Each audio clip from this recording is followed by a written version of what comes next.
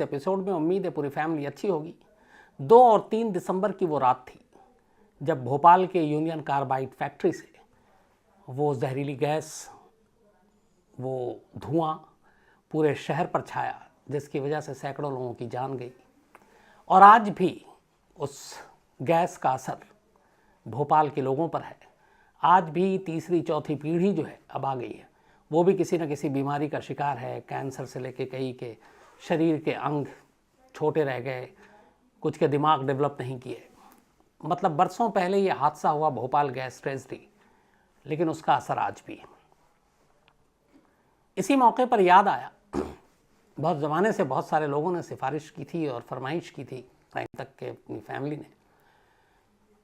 Chernobyl का जो हादसा था, चेरनोबिल में जिस तरीके से पहली बार इस दुनिया ने देखा कि अगर एटॉमिक पावर प्लांट में कोई हादसा हो जाए, न्यूक्लियर पावर प्लांट में कोई हादसा हो जाए तो उसका क्या असर होता है। दुनिया का ये इकलौता और सबसे खूंखार, सबसे ख़तरनाक, सबसे बड़ा कोई एक न्यूक्लियर पावर प्लांट का ये हादसा है, जिसे हम लोग चेरनोबिल के नाम से जानते हैं, क्योंकि चेरनोबिल शहर में था ये। तो आज भोपाल गैस की चूँकि तारीख़ है 2 से 3 दिसंबर की रात, तो दुनिया में इकलौता अब तक जो न्यूक्लियर पावर से जुड़ा हुआ कोई एक एक्सीडेंट हुआ है, हादसा हुआ है, उसकी पूरी कहानी बेहद अफसोसनाक भी है और बेहद खौफनाक भी है। बात 80 के दशक की है। तब यूएसएसआर हुआ करता था, जो अब रूस है, एक बहुत विशाल देश। और उस वक्त रूस में तानाशाही थी, सरकार चुनी हुई थी नहीं, तो वहाँ पे बहुत सारी आज़ादी नहीं थी। कोल्ड वॉर भी चल रहा था अमेरिका और यूएसएसआर के बीच में। इस दौरान में अमेरिका इसलिए बाजी मार रहा था क्योंकि अमेरिका की आर्थिक हालत, इकोनॉमी जो थी वो बेहतर हो रही थी। पेट्रो डॉलर आया था और उसकी वजह से अमेरिका कामयाबी की तरफ बढ़ रहा था। और सुपर पावर की लड़ाई थी यूएसएसआर और यूएस के बीच में, जिसमें अमेरिका लगातार आगे था। अमेरिका के कई ऐसे शहर थे जो अमेरिका की इकोनॉमी में मदद कर रहे थे और रूस की इकोनॉमी उतनी अच्छी नहीं थी। तब ऐसे वक्त में यूएसएसआर ने ये सोचा कि क्यों ना वो अपनी भी इकोनॉमी पावर जो है वो बढ़ाए। और इसके लिए फिर उनको एक आइडिया आया कि एक ऐसा शहर डेवलप किया जाए जहाँ से इकोनॉमी भी आए, लोगों का रहन सहन भी बदले। और उसी के बाद एक नए शहर की कल्पना तैयार हुई, एक नए शहर का रोड मैप तैयार हुआ। और ये शहर जो है उसका नाम दिया गया प्रिपियाट। ये यूक्रेन में एक जगह है। 1991 से पहले तक यूक्रेन भी यूएसएसआर का पार्ट था और उसी का हिस्सा था। लेकिन 1991 में 1991 में यूएसएसआर के टुकड़े हुए, फिर बहुत सारे देश बने, आप सब जानते हैं। तो उसी में से एक अलग देश बन गया था यूक्रेन। लेकिन 1991 से पहले यूक्रेन जो है वो यूएसएसआर का हिस्सा हुआ करता था। तो उसी यूक्रेन में एक प्रिपियाट नाम का शहर प्लान किया गया। जो प्लानिंग थी वो ये थी कि इस शहर को लोगों से भरा जाए, बसाया जाए, यहाँ सारी सहूलियत हो, स्कूल हो, कॉलेज हो, फैक्ट्री हो, ऑफिस हो, पार्क हो, प्लेग्राउंड हो, बड़ी बड़ी बिल्डिंगें, सारी चीज़ें बनाने की कवायद शुरू की गई और प्रिपियाट नाम से शहर को बसाने का काम शुरू किया गया। इसी प्रिपियाट से थोड़ी दूरी पर एक छोटा सा शहर था, चेरनोबिल, जिसकी आबादी करीब 50-60 हज़ार के करीब थी। लेकिन चेरनोबिल यूएसएसआर के लिए बड़ा अहम था। उसकी वजह ये थी कि इसी चेरनोबिल में एक न्यूक्लियर पावर प्लांट था, जिसको चेरनोबिल न्यूक्लियर पावर प्लांट कहते हैं। और इसी से उस चेरनोबिल के इलाके में भी बिजली सप्लाई होती थी। और जो प्लान था वो यही था कि जो प्रिपियाट नाम का नया शहर बसेगा, उसमें भी बिजली इसी चेरनोबिल पावर प्लांट से या फिर एटॉमिक पावर प्लांट से बिजली दी जाएगी। शहर को बसाने का काम शुरू हो गया 70 के दशक में ही, बल्कि 70 के आखिर में। और इस दौरान में वहाँ पे पावर प्लांट जो था वो भी बन रहा था, उससे पहले कुछ बन चुके थे। 26 नवंबर 1977 को चेरनोबिल में पहला न्यूक्लियर पावर प्लांट बनकर तैयार हो गया और काम करना शुरू किया। 26 नवंबर 1977 में सेकेंड पावर प्लांट 1978 में तैयार हुआ, थर्ड 1981 में तीसरा, और चौथा 1983 में। यानी 1977 में पहला पावर प्लांट चेरनोबिल में, दूसरा 78 में, फिर तीसरा 81 में और लास्ट 83 में। शहर को बिजली यहीं से सप्लाई होनी थी। इस दौरान में प्रिपियाट शहर भी धीरे धीरे बसने लगा, आबाद होने लगा। सब कुछ ठीक चल रहा था, लोग भी खुश थे और एक पूरी आबादी जो है एक नए शहर में आकर बस चुकी थी। अब यहाँ पे कहानी जो शुरू होती है वो यूँ होती है कि इस पावर प्लांट में 4 रिएक्टर थे। अच्छा, 2 चीज़ें हैं, जो न्यूक्लियर पावर प्लांट है या एटॉमिक पावर प्लांट है, ये न्यूक्लियर है, परमाणु हम लोग जिसे कहते हैं, ये सारी चीज़ें जो बनाई गई लोगों की भलाई के लिए बनाई गई, लेकिन इसका इस्तेमाल बुराई के लिए भी हुआ और भलाई के लिए भी। लोगों ने न्यूक्लियर बम बनाने शुरू कर दिए। नागासाकी, हिरोशिमा आपको पता ही होगा, जब अमेरिका ने ये बम गिराए थे, लाखों लोगों की जान गई थी। लेकिन इसका दूसरा इस्तेमाल बहुत अच्छा मेडिकल के फील्ड में होता है न्यूक्लियर का। आपके बिजली के लिए बेहतरीन है, इससे आपकी बिजली की सप्लाई होती है, बिजली बनती है। लेकिन यह है बड़ा ख़तरनाक। अगर इसका रख रखाव, इसकी सारी चीज़ें आपने उस गाइडलाइन के हिसाब से नहीं किया तो फिर ये समझिए कि आपके इर्द गिर्द एक मौत का कारखाना है। और ये वो चीज़ें हैं जिससे बचना बड़ा मुश्किल काम है। वो इस कहानी के आगे आपको पता चलेगा। 26 अप्रैल 1986 यही वो मनहूस दिन है जब इस दुनिया में पहली बार एक न्यूक्लियर, आप ये कहें कि किसी पावर प्लांट में एक्सीडेंट हुआ, हादसा हुआ। ये बहुत बड़ी लापरवाही थी उस वक्त वहाँ के रख रखाव करने वाले जो जिम्मेदार लोग थे, अफसर थे, इंजीनियर थे, उनकी। और ये अपने आप नहीं हुआ था, हुआ ये था सेफ्टी टेस्ट के नाम पर। दरअसल चेर्नोबिल के इस न्यूक्लियर पावर प्लांट में एक सेफ्टी ड्रिल होनी थी। सेफ्टी ड्रिल ये थी कि अगर कोई इमरजेंसी के हालात पैदा हो जाए तो उससे कैसे निपटा जाएगा, उसमें क्या क्या चीज़ों की ज़रूरत होगी। आमतौर पे जो मॉक ड्रिल और बाकी सारी चीज़ें होती हैं, तो उसी के लिए एक सेफ्टी ड्रिल थी कि इमरजेंसी में कैसे काम करेगा। सपोज़ अगर बिजली ना हो, बिजली चली गई जिससे आपका पूरा रिएक्टर और ये प्लांट चल रहा है, तो क्या होगा। बिजली से आपको जेन सेट पर स्विच करने में कितना जो वक्त लगेगा, उतनी देर में इसका क्या होगा, इसका हीट उसका क्या होगा। तो ये सारी चीज़ों का एक तरह से टेस्ट था और उस टेस्ट को किया जाना था रिएक्टर नंबर 4 में।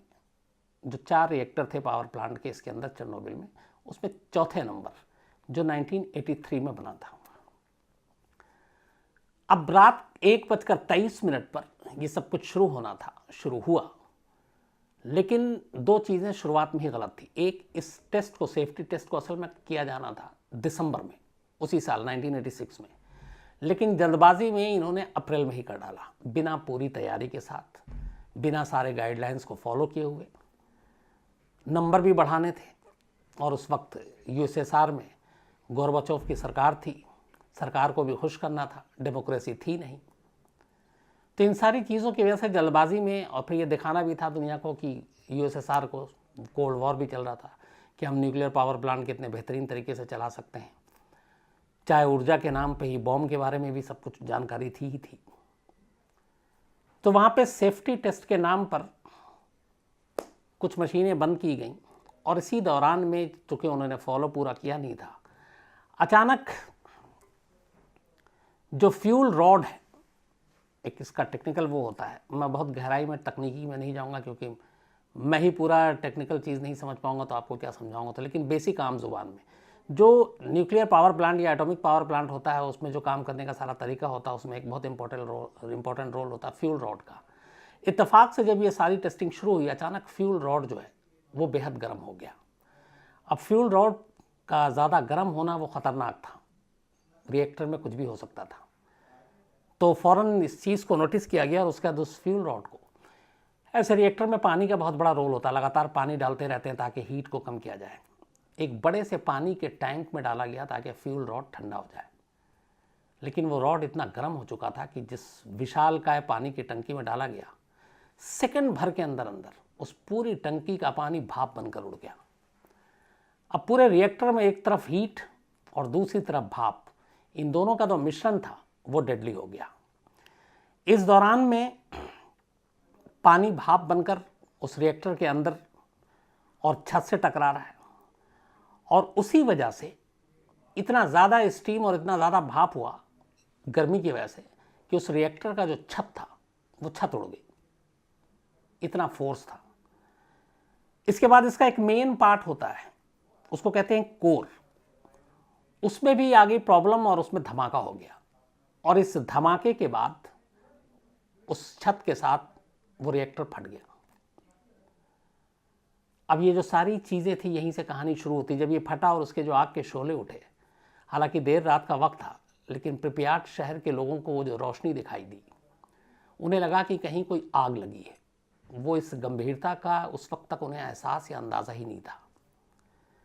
और इस दौरान में जब ये ब्लास्ट हुआ तो उस रिएक्टर से 8 टन रेडियो एक्टिव मटेरियल हवा में घुल गया, और हवा में घुलकर आसपास के इलाकों में फैलना शुरू हुआ। अब ये रेडियो एक्टिव मटेरियल, इसका रेडिएशन जो हवा में घुसा, इसकी जो असर था, इसका अंदाज़ा आप ये लगा सकते हैं कि जो जापान के हिरोशिमा पे एटम बम गिराया था उससे 400 टाइम्स ज़्यादा खतरनाक था, 400 गुना ज़्यादा खतरनाक था। अब जब आग लगी तो इधर अचानक अलार्म बजा, फायर ब्रिगेड की टीम सबसे पहले पहुंची। फायर ब्रिगेड की टीम और वहाँ के लोगों को भी मालूम नहीं था कि जो आग बुझाने आए हैं वो है क्या, बिना इस बात की जानकारी के कि एक रेडिएशन है, और इस रेडिएशन के सामने जाना या उसको इर्द गिर्द होना, मतलब सीधे सीधे मौत को आप दावत दे रहे हैं। ये जो रेडिएशन होती है, पहले मैं इसको जितनी मेरी जानकारी हो उतना ही समझाता हूँ आपको। ये न दिखाई देती है न सुनाई देती है, ये आपके शरीर के अंदर इस तरीके से समा जाती है और पूरे जो सिस्टम है, यहाँ तक के कहते हैं कि इंसान के डीएनए को भी ये बेकार कर देती है। जो सेल्स होते हैं हमारे बॉडी के अंदर के, वो सारे सेल्स एक ख़ास तरह से काम करते हैं। हमारे शरीर को कितना क्या कुछ चाहिए, कितना ऑक्सीजन चाहिए, कितना खाना चाहिए, कितना पानी चाहिए, वो सब एक इंस्ट्रक्शन के ज़रिए सारा काम करते हैं सेल्स। तो वो फिर उसी हिसाब से शरीर को हमारे अलग अलग चीज़ें मुहैया कराते हैं जो हमें एक हेल्दी रहने के लिए, ज़िंदा रहने के लिए ज़रूरी होता है। लेकिन ये रेडिएशन क्या करता है कि इंसान के उस सेल्स के अंदर जाकर उसके डीएनए के केमिकल को ही एक तरह से पूरा बेकार कर देता है, और फिर ये सेल कोई भी इंस्ट्रक्शन नहीं लेते, फिर वो अपने हिसाब से जो जिधर बॉडी के अंदर जिसको जहाँ घूमना फिरना है, जो रास्ता बनाना, वो वहीं जा रहा है। और उससे क्या होता है कि फिर आपके पूरे केमिकल बॉन्ड्स को तोड़ देता है, और इसके बाद सेल्स अपने आप बढ़ने लगते हैं। हर इंसान के सेल्स जो अलग अलग होते हैं, उनके आकार, उनकी सारी चीज़ें होती हैं, सेल्स बढ़ने लगते हैं, और यही आगे चलकर चूँकि डीएनए को भी डैमेज कर देता है, जिसे हम लोग कैंसर के नाम से भी जानते हैं। तो ये इतना ख़तरनाक होता है इंसान के शरीर, मतलब इंसान को पता ही नहीं चलता, और ये रेडिएशन शरीर में घुसकर इंसान को मार देता है। जब फायर ब्रिगेड के कर्मचारी वहाँ पहुँचे, उन्हें मालूम नहीं था कि ये रेडिएशन फैल चुका है धमाके में। वो बेचारे अनजान काम कर रहे हैं। 30 लोग तो सिर्फ रेडिएशन से वहीं पे मर गए, कुछ लोग एक्सप्लोजन की वजह से भी मरे थे। जो हालत थी मरने वालों की, रेडिएशन आंखें फुला देता है, आपके जो स्किन है, चमड़ा, ये उतार देता है अगर आप उसकी जद में आ गए। बहुत ही डरावनी और बहुत ही दर्द भरी मौत होती है। तो इन फायर ब्रिगेड के कर्मचारियों को मालूम नहीं था, वो बेचारे पहुंच गए आग बुझाने, ज़्यादातर लोग मर गए। धीरे धीरे अफसरों को फिर एहसास हुआ, वहाँ पे जो सारे लगे हुए थे इंचार्ज, कि ये तो गड़बड़ हो गया। खैर, अब पहली जो चीज़ की गई वो ये कि आसपास सुबह तक तो 5 बजे तक तो किसी को बताया नहीं गया, कहा गया एक मामूली हादसा हुआ है। लेकिन फिर उन्हें एहसास हो चुका था कि यहाँ पे रेडियो एक्टिव पदार्थ जो है हवा में घुल गया है। तो 30 किलोमीटर के रेंज में उन्होंने खुद से अंदाज़ा लगाया कि ये शायद फैल चुका है, तो 30 किलोमीटर के एरिया को उन्होंने खाली करा लिया। अब लेकिन ये धीरे धीरे फैलता हुआ बहुत दूर तक जा रहा है, जो पूरा रेडिएशन है हवा में मिलकर। ये कहते हैं कि अगले कुछ दिनों में इस चेरनोबिल से निकलकर बेलारूस, पोलैंड, यूके, इन सब जगहों की आबो हवा में जाकर ये रेडिएशन घुलने मिलने लगा। यहाँ 2 तरह की चीज़ें आई। एक, चेरनोबिल के अंदर जो इंजीनियर थे और जो हेड थे सब, इन्होंने मॉस्को को गलत जानकारी दी। उन्होंने कहा इतना कुछ बड़ा नहीं है, तो मॉस्को अंधेरे में रहा। दूसरा ये भी है कि मॉस्को में जो उस वक्त यूएसएसआर की सरकार थी, उनको लगा कि ये हम दुनिया को बताएंगे तो हमारी भद्द पिटे की मजाक उड़ेगा कि एक न्यूक्लियर पावर प्लांट को ये संभाल नहीं सकते ठीक से, उसकी सेफ्टी नहीं कर सकते, कोल्ड वॉर चल ही रहा था, अमेरिका इसका फ़ायदा उठाएगा। तो उन्होंने इस बात को छुपा लिया और पता ही नहीं चलने दिया। आज़ादी थी नहीं, डेमोक्रेसी थी नहीं, इसको रिपोर्ट करने नहीं दी, मीडिया में कोई खबर नहीं आई। तो बिल्कुल चेरनोबिल का हादसा अगले कुछ दिनों तक तो दुनिया के मतलब कानों तक पहुंची ही नहीं। लेकिन फिर क्या हुआ कि यूएसएसआर के बॉर्डर से लगता हुआ जो देश है पोलैंड, पोलैंड ने पहली बार ये महसूस किया कि उसकी आबो हवा में कुछ रेडिएशन की मात्रा ज़्यादा है। उन्होंने चेक किया, फिर उन्होंने कहा ये हवा के ज़रिए आ रहा है, तो फिर चेक किया गया कि कहाँ से आ रहा है। पोलैंड पहला देश था जिसने अपनी जांच में पाया कि ये रेडिएशन चेरनोबिल से आ रहा है और चेरनोबिल के पावर प्लांट से आ रहा है। तब उस वक्त की सरकार ने यूएसएसआर को कांटेक्ट किया और उससे शिकायत की। प्रूफ पुख्ता थे, सबूत। तो पहली बार पोलैंड की इस रिपोर्ट के बाद यूएसएसआर ने माना कि हाँ, उनके यहाँ चेरनोबिल के पावर प्लांट में एक हादसा हुआ है, और ये पहली बार माना उन्होंने, वरना छुपा के रखा। अब इस दौरान रेडिएशन फैल रहा है। चेरनोबिल को तो खाली करा लिया गया, करीब 55-60 हज़ार को अगले कुछ दिनों में। लेकिन एक बड़ा मसला था प्रिप्याट शहर, जो एक ड्रीम शहर था, यूएसएसआर ने बचाया था अपनी इकोनॉमी बाकी चीज़ें सुधारने के लिए। अब ये प्रिप्याट के लोगों को मालूम भी नहीं, उन्हें पहले तो अंधेरे में रखा गया और धीरे धीरे रेडिएशन उस प्रिप्याट शहर में पहुंच गया। प्रिप्याट के शहर के लोगों को जब इधर उधर से खबरें मिलनी शुरू हुई, वो पैनिक, घबरा गए। अब हर शख्स प्रिप्याट छोड़कर भागना चाहता था। यूएसएसआर चाहता नहीं था कि इस तरीके से लोग वहाँ से निकले और उसकी बदनामी हो। उन्होंने प्रिप्याट से निकलने वाले सारे रास्तों को ब्लॉक कर दिया। न प्रिप्याट में कोई जा सकता था, न प्रिप्याट से कोई आ सकता था। एक तो यूएसएसआर को ये भी था कि अगर प्रिप्याट के लोग निकल कर यूएसएसआर में अलग अलग हिस्सों में पहुँच गए तो वो जो अपने साथ रेडिएशन अब तक उनमें पहुँच चुका है, वो पूरे यूएसएसआर में रेडिएशन को फैला देंगे। इसको ऐसे समझिए जैसे कोरोना, कि अगर कोरोना का कोई केस एक मिल गया और वो खुले बाजार में घूम रहा है तो वो सबको कोरोना बांट रहा है। सेम उस वक्त यही हाल थे। तो प्रिप्याट के शहर के एक तरह से लोगों को बंदी बना दिया गया। लेकिन फिर विरोध हुआ, बहुत चीज़ें हुई, फिर धीरे धीरे कहा गया कि अच्छा इनको हटाते हैं। धीरे धीरे करके करीब 1.5 लाख लोग तब तक हो चुके थे। 1.5 लाख लोगों को वहाँ से निकाला गया, अलग अलग जगहों पे ले जाया गया, बसाया गया। उनकी रोज़ी रोटी, घर, सब कुछ छिन गया और प्रिप्याट शहर एक खाली शहर के रूप में तब्दील हो गया।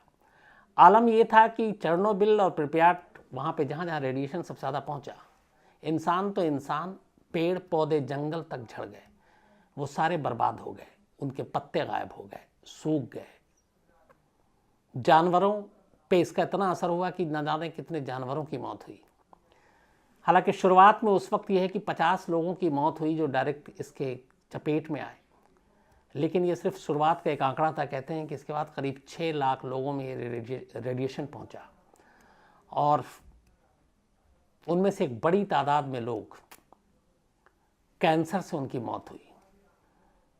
जिन लोगों में रेडिएशन पहुंचा उनके अंदर अलग अलग सिम्टम्स आए। कई लोगों के अंदर पागलपन के सिम्टम आए, कई लोग शराबी बन गए, कई को कुछ और लत लग गई। कहते हैं जानवरों तक पे इसका गहरा असर हुआ और धीरे धीरे लोग वहाँ से निकले, लेकिन दूसरी जगह पहुँचने लगे। और उसके बाद इस दौरान में अब चूंकि जिस रिएक्टर 4 में यह हादसा हुआ था उसके बेसमेंट में अभी भी ये सारे रेडियो एक्टिव और सारी चीज़ें थीं। तब ये था कि वो तो बेसमेंट में था, इसलिए थोड़ी बहुत मतलब जो नुकसान था वो बहुत कम हुआ। अब लेकिन उसे दबाना था और उसके करीब कैसे जाएं, ये एक मसला था। यूएसएसआर की एयरफोर्स को तब इस काम में लगाया गया और यूएसएसआर की जो एयरफोर्स है, कहते हैं उसकी 15 से 20% जो कैपेसिटी थी, उनको सिर्फ चॉपर दिया गया और लगाया गया कि आप जाकर ऊपर से, ताकि रेडिएशन की जद में ना आए, आप उसके ऊपर मट्टी डालें। कहते हैं 5000 टन मट्टी डाली गई उस रिएक्टर 4 के मलबे पे, ताकि उसको नीचे दबा दिया जाए और उसका रेडिएशन बाहर ना निकले। और इस तरीके से उसको उस वक्त रोका गया। अब बाद में जब जांच हुई, हालांकि इसका पूरा सच कभी सामने नहीं आया क्योंकि यूएसएसआर ने आने नहीं दिया, कहा गया कि इसके डिज़ाइन में ही शुरू से गलती थी। एक कंक्रीट की पूरी दीवार बनाई जाती है जहाँ पे इस तरह के रिएक्टर होते हैं, ताकि इस तरह के हादसों में या कई बार दुश्मन देश अटैक करते हैं आपके पावर प्रोजेक्ट पर या पावर प्लांट न्यूक्लियर, तो ज़्यादा नुकसान ना हो। तो ऐसे कंक्रीट की दीवार और वो सारी चीज़ें होती हैं जिसको कोई भेद ना पाए, बट जल्दबाजी में बनाने की वजह से इन सारी चीज़ों का ख्याल रखा नहीं गया। और इसके बाद सबसे बड़ी गलती ये यूएसएसआर ने ये की कि दुनिया से छुपा के रखा, अपने लोगों से छुपा के रखा, जिसकी वजह से उन्हें रेडिएशन से बचने का मौका नहीं मिला और वो उसी शहर में अगले कई दिनों तक रहे। और जब निकले तब तक देर हो चुकी थी, क्योंकि रेडिएशन उनकी रगों में, उनकी सांसों में, उनके जिस्म के अंदर दाखिल हो चुका था, और जिसका खामियाजा आज भी लोग भुगत रहे हैं। धीरे धीरे करके प्रिप्याट शहर पूरी तरह से उजाड़ हो गया, बियाबान हो गया, एक तरह से पूरा शहर एक खंडर में तब्दील हो गया। उस वक्त जो फायर ब्रिगेड के लोग वहाँ गए थे, जब उनको हॉस्पिटल ले जाया गया, ज़्यादातर लोगों ने दम तोड़ दिया। उनके कपड़े आज भी उन हॉस्पिटल में रखे हुए हैं और कहते हैं कि अगर उस कपड़े के कोई करीब जाए तो वो रेडिएशन का शिकार हो जाए, हाथ लगाना तो दूर की बात है। आलम ये हो गया कि प्रिप्याट शहर इस तरीके से खाली हुआ कि आज लगभग 86 से आप ये जोड़ लीजिए, 14 और 21, 35 साल हो गए, दोबारा नहीं बसा। इस दौरान में 1991 में यूएसएसआर के टुकड़े हो गए और ये चेरनोबिल का इलाका यूक्रेन के पास पहुंच गया, लेकिन बच नहीं पाया। लेकिन आज भी अगर आप गूगल करेंगे और प्रिप्याट टाइप करेंगे, उसमें उस शहर की जानकारी है कब बसा, लेकिन अगर आप उसके पॉपुलेशन को देखेंगे तो उसके आगे ज़ीरो लिखा हुआ आबादी। शायद दुनिया का इकलौता ऐसा शहर है जो एग्जिस्ट करता है, जो है। हम पुराने सैकड़ों साल पुराने या ईसा पूर्व पुरानी बातें नहीं कर रहे हैं। 80s के आसपास ये प्रिप्याट बसा था, मतलब 41-42 साल की पुरानी बात है। लेकिन पूरा शहर आज जस का तस है, लोगों के सामान जस के तस हैं, लोगों के घर जस के तस हैं, लोगों को अपना सब कुछ सामान लेने के भागने का मौका नहीं मिला लेकर। वो अस्पताल, वो क्लासरूम, वो कॉलेज, वो प्लेग्राउंड, सारी निशानियाँ मौजूद है। ऐसा लगता है जैसे कोई फिल्मी सेट हो, और वो सारी चीज़ें हैं, बस इंसान नहीं है। क्योंकि उस इलाके में जाके बसने का मतलब है आज भी रेडिएशन को अपनी सांसों के ज़रिए अपने अंदर लेना।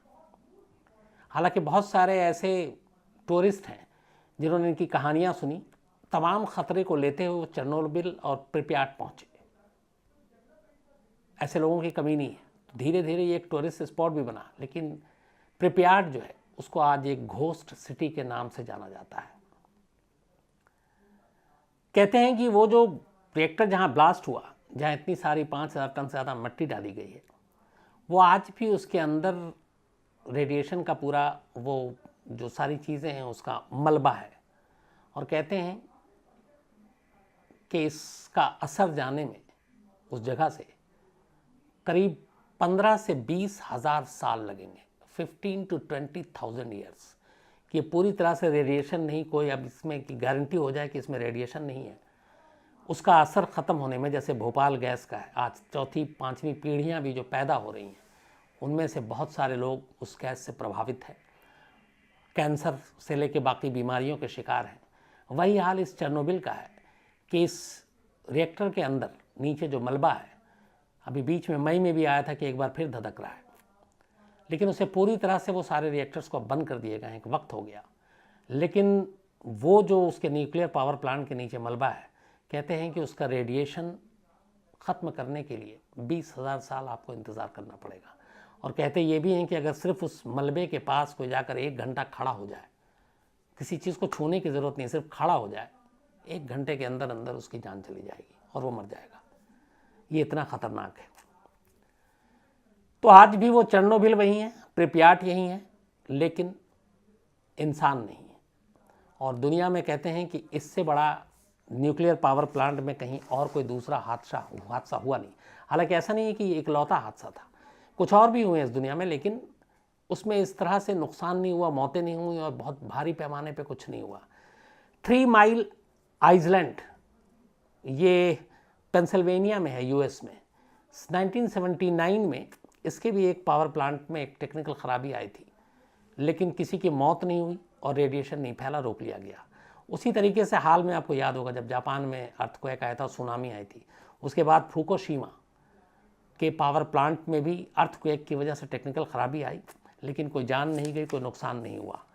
तो और भी ऐसे हादसे हुए, लेकिन कोई नुकसान नहीं हुआ।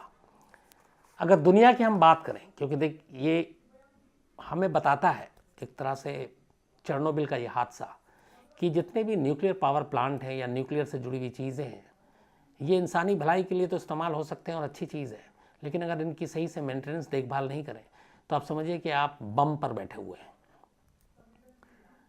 अब अगर मैं बात करूं टोटल न्यूक्लियर पावर प्लांट या एटॉमिक पावर प्लांट की, जो रिएक्टर हैं दुनिया भर में, जो बिजली बनाने और बाकी चीज़ों के लिए यूज़ होते हैं ओपनली, कोई सीक्रेट नहीं है इसमें। इंडिया में इस वक्त 22 ऑपरेटिंग न्यूक्लियर पावर रिएक्टर हैं। इंडिया में 22 एक्टिव हैं जिनसे हम बिजली बना रहे हैं और बाकी चीज़ें कर रहे हैं।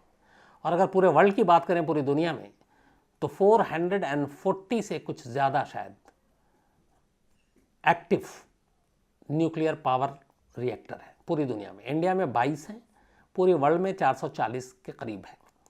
सबसे ज़्यादा कहाँ है न्यूक्लियर ये जो पावर रिएक्टर है, तो इसमें नंबर 1 पे यूएस है, अमेरिका। अमेरिका में 95 ऐसे न्यूक्लियर पावर रिएक्टर हैं। नंबर 2 पे फ्रांस है, फ्रांस में 56 है। तो अमेरिका के पास 95 और फ्रांस के पास 56 है। रशिया के पास भी 30 से ज़्यादा ऐसे न्यूक्लियर पावर प्लांट हैं। जहाँ चेरनोबिल का यह हादसा हुआ था उस वक्त जब यूएसएसआर हुआ करता था।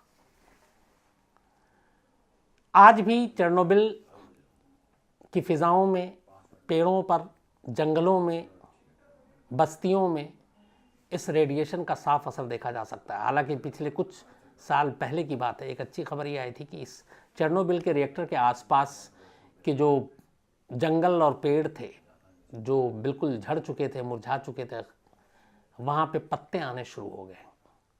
लेकिन रेडिएशन का डर और कहर ऐसा है कि कोई इसके आसपास ना जाना चाहता, ना बसना चाहता है। और अगर ये बात सच है कि शायद 15 से 20 हज़ार साल लगेंगे इस रेडिएशन को पूरी तरह ख़त्म होने में, तो मुझे नहीं लगता कि चाहे वो प्रिप्याट हो या चेरनोबिल हो, ये कभी इंसानी बस्तियों की तरह आबाद हो सकेगा। और शायद गूगल पे वो जो प्रिप्याट की पॉपुलेशन 0 है, मुझे नहीं लगता कि ये 0 का फिगर शायद बदलेगा। तो ये थी कहानी चेरनोबिल